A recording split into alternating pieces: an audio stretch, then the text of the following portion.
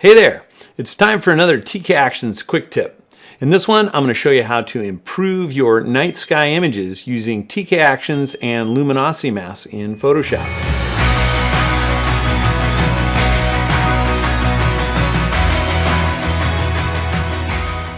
Before I start the tutorial, what do you think of my sweatshirt? I'm mentioning it because it's from Flywheel Bicycle Solutions, and that's my brother's bike shop.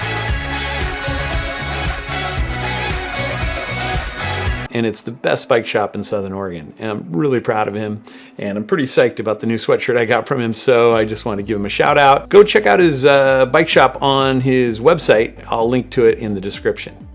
All right, now on with the tutorial. Digital cameras revolutionized our ability to photograph the night sky. I can remember when digital cameras first had that technology to create night sky images. It was amazing to see images of the sky and the Milky Way that were as good, actually better than how we could see it with our own eyes. Since then, the equipment and the techniques have really come a long way, and it's not unusual to see night sky images, and there's lots and lots of tutorials on how to develop night sky images. In fact, just do a search on YouTube and you'll find an endless supply of tutorials. So why even do a night sky image developing tutorial at all at this point? Well, I do get a lot of questions about using the TKActions panel and Luminosity Masks, and are there any benefits for developing night sky images using those tools and techniques? And there are some. But in honesty, a lot of what you want to do in your developing for a night sky image can be done in Lightroom or Camera Raw.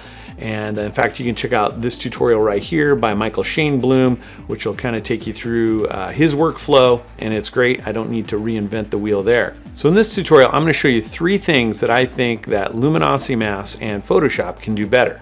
And those are luminosity painting, selective noise reduction, and selective clarity. I'm going to start off doing the initial developing in Lightroom, but my adjustments are going to be based on setting up the foundation for what I'm going to do later in Photoshop. So these Lightroom adjustments will look a little different than if I was going to be doing all of my image developing in Lightroom.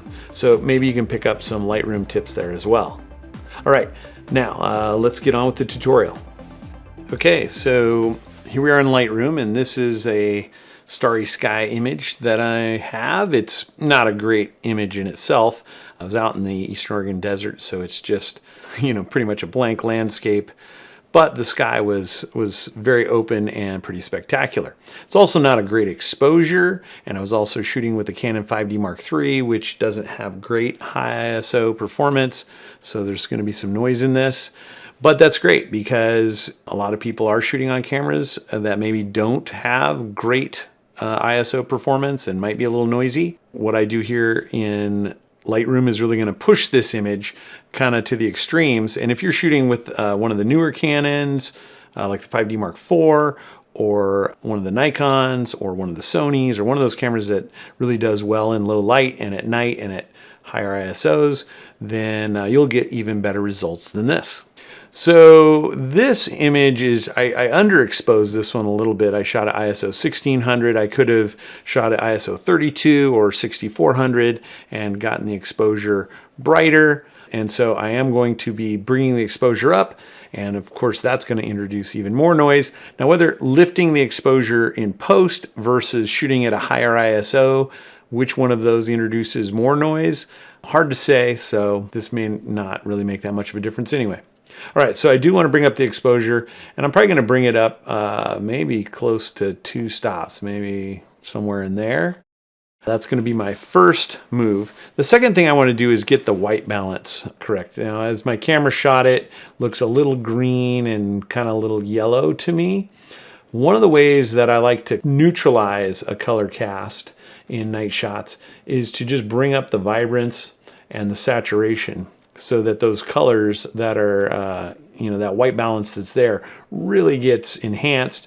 So then I can work with the sliders. So there's the temperature, the blue yellow, and try to find, kind of where's the balance point of the blue yellow axis.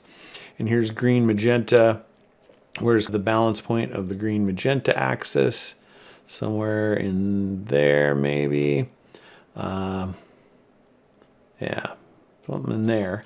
And now I can go back and just reset the vibrance and saturation, and I now have a much more neutral image.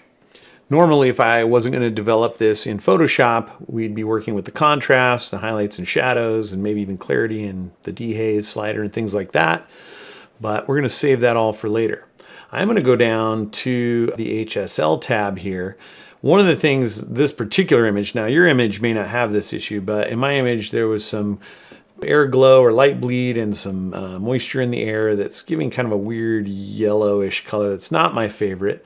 So I'm going to go to the Hue tab, select the targeted adjustment tool, and just in these kind of weird yellow tones here, maybe just adjust the hue slightly.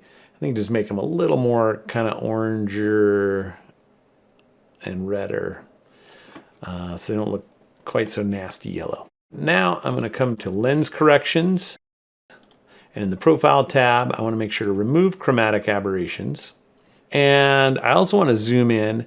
A lot of lenses, not all lenses, but a lot of lenses will leave chromatic aberrations around stars, and when you start processing, that kind of blue glow you get gets really blue and really apparent, and some of these stars are kind of inappropriately blue also. Now, if you like that blue color, you don't have to remove that, but I am going to go to the manual tab here and select the eyedropper tool and go hover over that, that blue chromatic aberration and select that. And that will completely remove now all of that blue fringing and weird blue colored stars that I didn't like. So that's another good tip in Lightroom. Next, I'm going to come down to the calibration tab, and I'm going to bring up the blue channel saturation a little bit. And I don't want to overdo it, but I do want to bring out a little more of the colors that are in that sky, and the blue channel does a pretty good job, although it does go a little blue up in this part of the image. So I could also come back to the HSL tab, go to saturation, and just slightly pull down that blue saturation so it's not overly blue. And finally, I'll come back up to the basic tab, and I want to see what it looks like with more contrast. You know, that's kind of where we're going to be going with this in Photoshop, not entirely, but just to see what that looks like. And I can see that maybe I do want to bring up my exposure slightly more, and yeah, maybe bring up my blues, make it slightly more yellow, a little warmer, not much. Okay, then I'm going to bring the contrast down. I can add in a little bit of contrast here in Lightroom, but most of that we're going to be adding later in Photoshop. So that's it for my Lightroom adjustments. So I'm going to edit in, and I want to edit this as a smart object in Photoshop. There's some campfire light lighting up the grass in the foreground, and got something, camp chair or something sticking in the corner there. So we're not going to worry about those. So I'm going to use the Rapid Mask 2 panel to take a look at some possible luminosity masks I could use with this. So here's from the composite source, and here's the red source, green, and blue. And that blue source seems to really highlight the Milky Way part of the image the most. So I think I want to work from the blue channel source. The first technique that we're going to do that is hard to replicate in Lightroom is luminosity painting. And we're going to use this mask as a selection to paint. So I think I'm going to hit the A to auto level that Lights 1 blue channel mask that I have here. And I'm going to expand it one click as well. And then next, I'm going to contract it one click. Just trying to create a little more focus on the parts of the image that have the Milky Way in them. That's my goal there. So let's try that. I don't know if that's going to be perfect, but we'll try it. I'm going to go ahead and load that as a selection for luminosity painting. And then I'm going to load a dodging layer. And then I'm going to turn off or hide the marching ant selection lines because they're really getting in the way of everything right now. And now on that dodging layer, I can go ahead and dodge through that selection. And I'm at 10%. I'm going to bring that up to like 40%. So I'm dodging a little more aggressively, and I can, through that selection, really luminosity paint in that Milky Way. and bring out the lighter parts while not over lightening the darker parts. So that's a start. And maybe at a lower opacity, like 20%, I'm going to go with a really big brush and just feather that dodging out. Okay. Next, I want to take the inverse of that selection. So I'm going to go ahead and bring back the selection line so you can see them. Now that was for the lights. I take the inverse of that selection. Now that's for the darks. And I'm going to make a burning layer or a darkening layer. And again, hide those selection lines.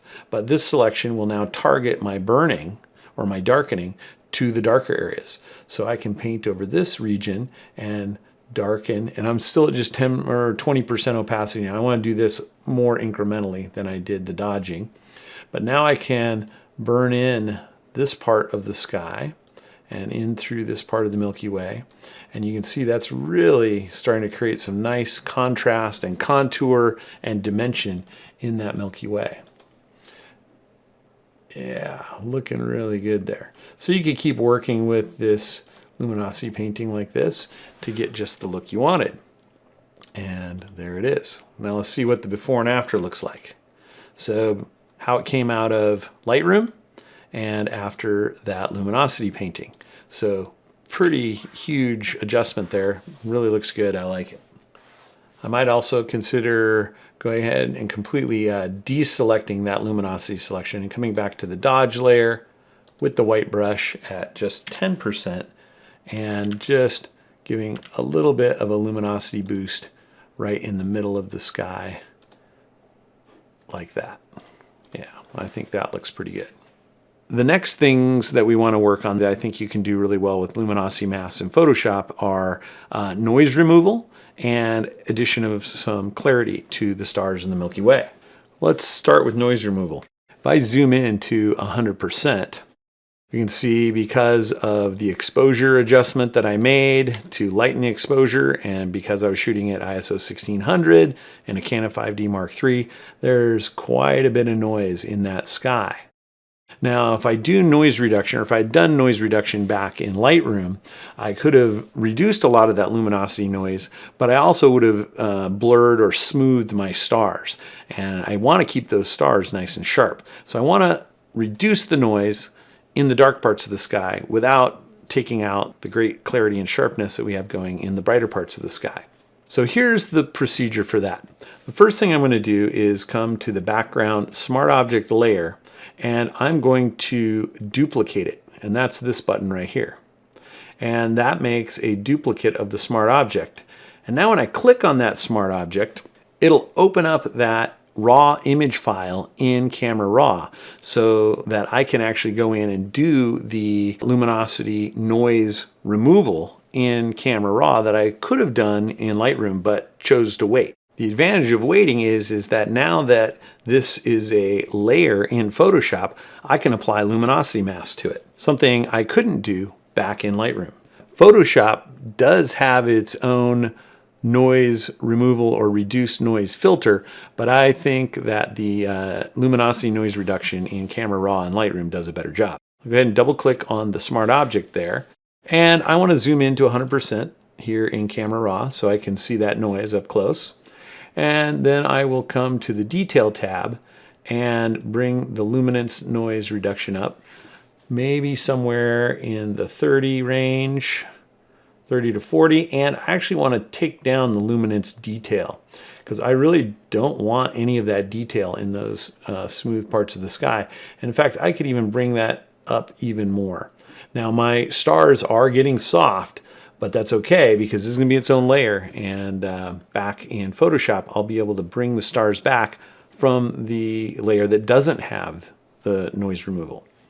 All right, so I think we will call that good. Actually, you know what? We might even want to, at this point, bring the sharpening down so we're not sharpening any of that noise in the sky either. Okay, I'll say okay. And now that copy is removing a ton of noise from that image, but it's also kind of blurring some of the stars and parts of the image that I don't want to be that soft. So here's where I can come up to the Rapid Mask 2 panel and load the composite source. And then I want to look at darks masks. And I'm looking for a mask that will protect the stars and the brighter parts of the Milky Way and allow the noise reduction to happen in the dark parts of the sky. And that's a darks 1. I think I'm going to start with that. So I just want to apply that darks 1 mask right to this layer. So with that mask loaded, I can just click the apply button and it applies it right there.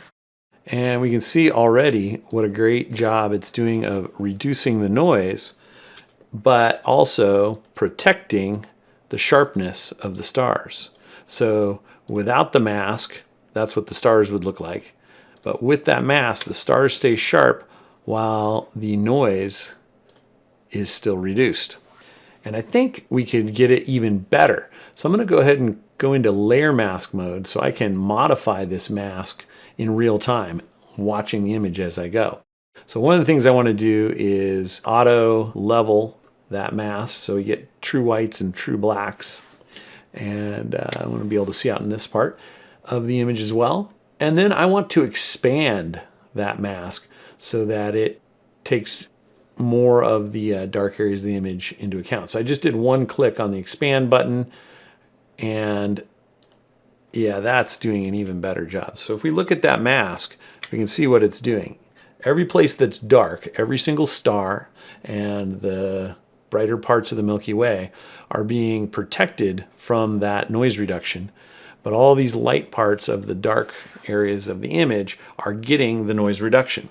So that is a really powerful way to reduce noise in a night sky image like that. Now the final thing I want to do is increase the clarity in those brighter parts of the image, but without increasing the noise that we've already largely removed, but I just don't want to bring it back at all when I add clarity.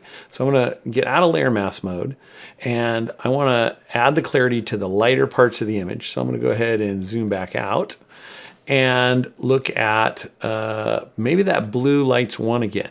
Yeah, that's really targeting those lighter parts of the image. So I'm going to go ahead and go with that. And with that mask as the active mask, the active rapid mask, I can go ahead and go to the layer menu and just select clarity. And this is going to do the clarity action. And I'm going to leave the radius at about 10. I think that is going to be the right amount. And so here's this clarity layer with the luminosity mask. So the clarity is going to be targeted just to those brightest parts of the Milky Way and stars.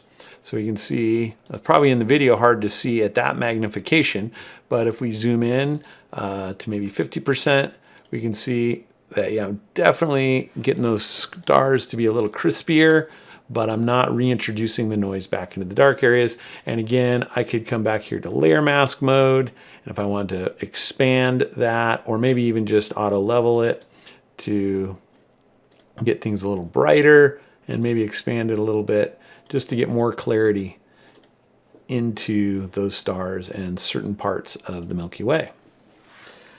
All right, I think that does a pretty good job. Let's take a look. Here's our before and here's our after. So quite a bit of adjusting done there. Another thing that we can do, you know, if I feel like, I like the adjustments, but maybe I did more of the adjustments than I want, I'm going to select everything down to the noise removal. I don't want to undo any of my noise removal, but maybe down to this layer.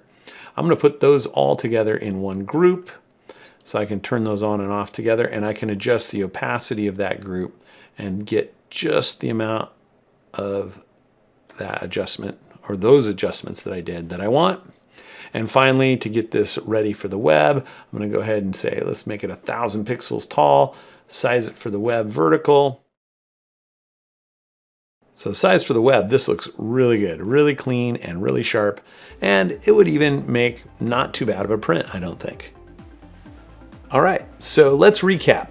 First, do your adjustments in Lightroom, but remember you're going to adjust based on what you're going to do later in Photoshop. Open that image as a smart object into Photoshop. Then using luminosity selections for both the lighter areas and the darker areas, do dodging and burning or luminosity painting on separate layers. Then you can duplicate the background smart object and use camera raw to do noise reduction, and then use a luminosity mask to target that noise reduction just to the darker areas of the sky so that you don't end up over softening or blurring out your stars and Milky Way. And then same, you can do a clarity adjustment targeted with a luminosity mask towards the brighter parts of the sky so that you're only sharpening the stars and the parts of the Milky Way that you want to be sharpened, and you're not adding clarity to noise or artifacts in the darker areas. All right, that's it. I hope that's useful for you. There's lots of other things that you could experiment with luminosity masks in Photoshop on night sky images, but those three I think are definite things that will improve any night sky image.